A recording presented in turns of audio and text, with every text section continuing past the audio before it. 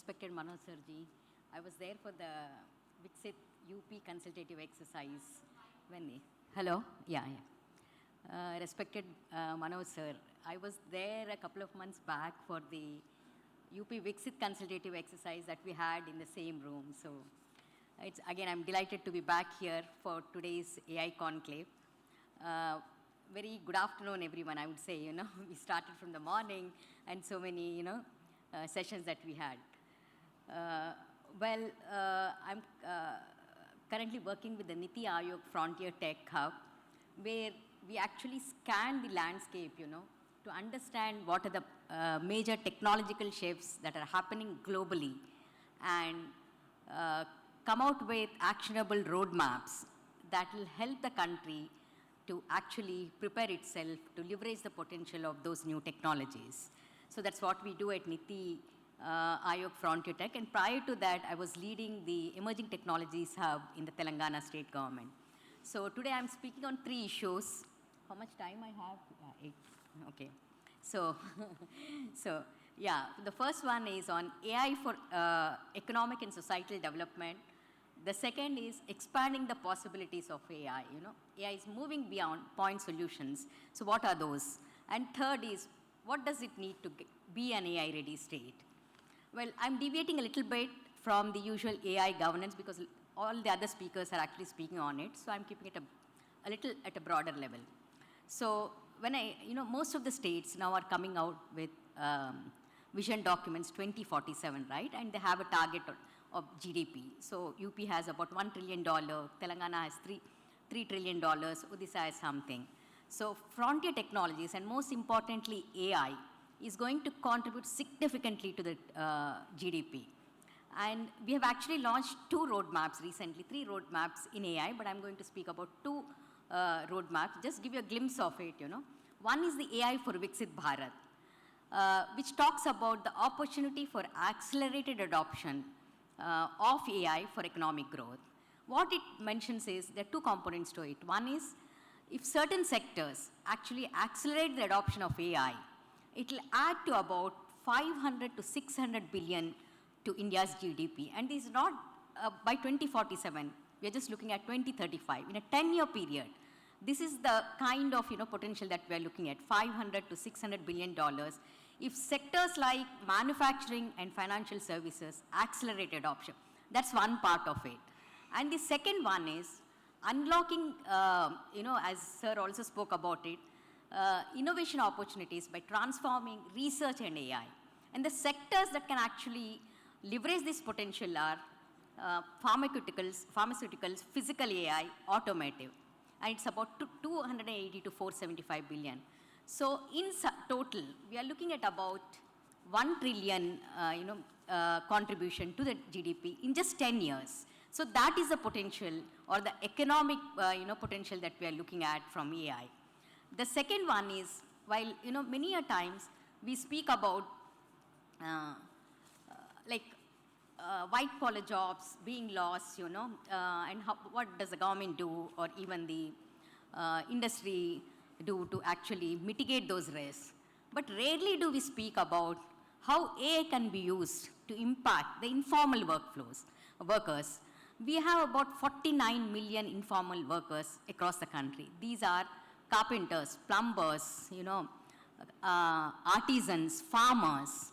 And can we actually use AI to improve their livelihoods? And that's what we decided to actually study and came out with a roadmap called AI for Societal Development. And it talks about the various interventions that we can actually bring out to address certain structural barriers. Like, when a carpenter comes to you, you're not sure whether he or she, has the required skills, genuine credentials, and so on. So AI can be used actually to address all those barriers. First, AI voice-based interface, which I think Amitabh Kant was supposed to speak today on that AI voice-enabled solution that they're working on, because we have the informal workers, all of them may not be able to speak English. So voice-based, applications are required for them to help various services for upskilling themselves and also to access credit facilities and so on. So while, the challenge is not to deploy AI for the informal workforce, but how do we improve the lives of these millions, by using technology? Now, earlier we had challenges, but can we use technology? And we have actually identified what are the kind of solutions that we can bring out, because of lack of time, I'm not talking about that. So, so as a nation, we should focus both on economic and societal development. So this is the first point that I said. The second one is about expanding possibilities of AI. While all of us are now talking about AI as point solutions, but now there is something else exciting happening globally, So what is that? Now, all along for the last 1 year or so, last 10 years or so, we have been looking at IT as, to help productivity, efficiency, and so on. But now science and technology are coming together. Biology plus AI. Biology is using gene coding, AI for gene coding, computational biology. It's going to completely change.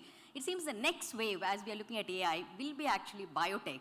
In fact, Government of India has also allocated 10,000 crores for pharma mission. So that's the next wave, AI plus biology.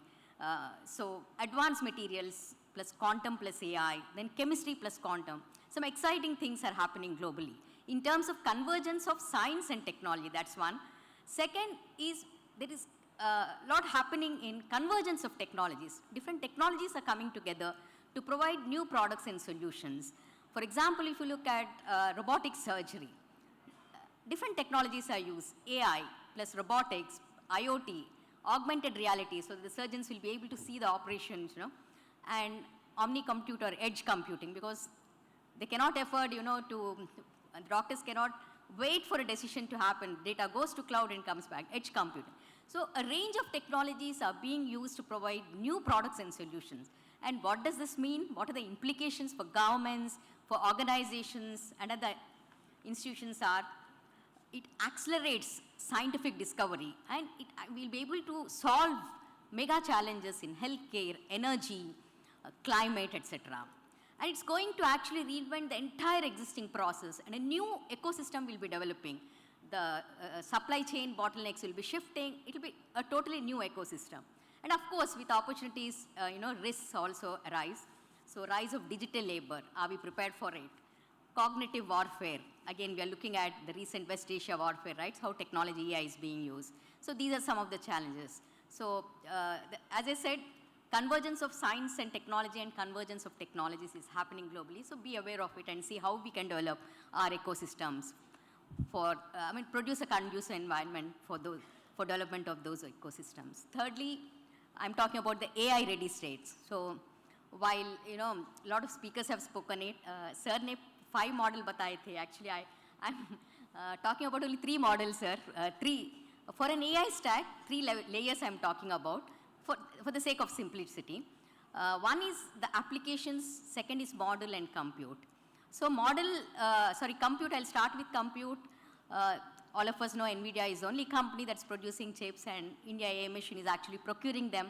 That's one way to access, compute. Approach AI machine to get the compute.